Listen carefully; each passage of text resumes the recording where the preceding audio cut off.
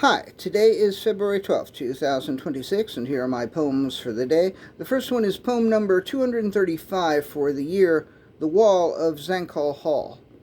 The curvy wall of Zankel Hall is such a lovely curvy wall. Like if I was sexually attracted to walls, I could really go for that Zankel Hall wall. I suppose it is fortunate that I'm not attracted to walls, because the wall would probably say to me, John S. Hall, you're way too small for me, the wall of Zankel Hall. Come back around if you get tall and if you turn into a wall. But till that time, dear John S. Hall, you and I, we will not bawl. I don't even know what it would be like to ball a wall. I don't even know what it would be like to go balls to the wall. But were I ever to ball a wall, or were I to ever go balls to the wall, I'd want to do it with the wall of Zankel Hall. Poem number 236, the word stochastic.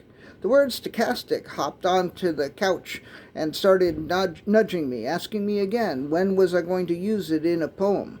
You haven't used me since last July, the word said. Come on, I'm fun. I had to acknowledge that the word was fun. It is somewhat fun to say, and its meaning, unpredictable randomness, is somewhat fun to contemplate.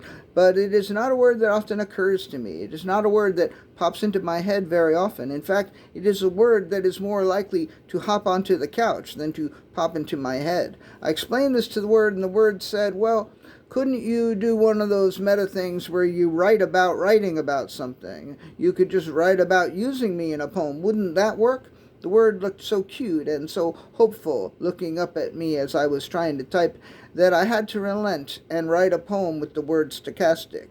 And I'll tell you what, that was the happiest word I saw all day. Poem number 237, On Our Toes.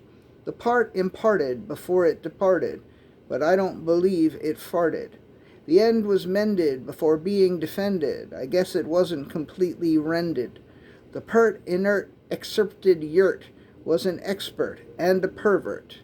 And so it goes, and so it grows. That's how it keeps us on our toes.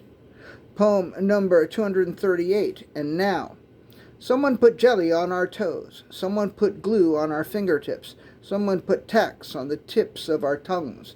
And now the cats are licking our toes. And now our fingers are stuck to our keyboards. And now we are afraid to speak, almost as if we were living in a dying democracy.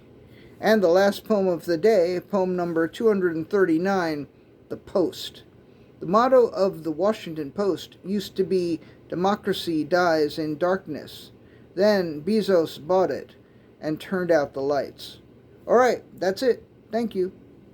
I appreciate you.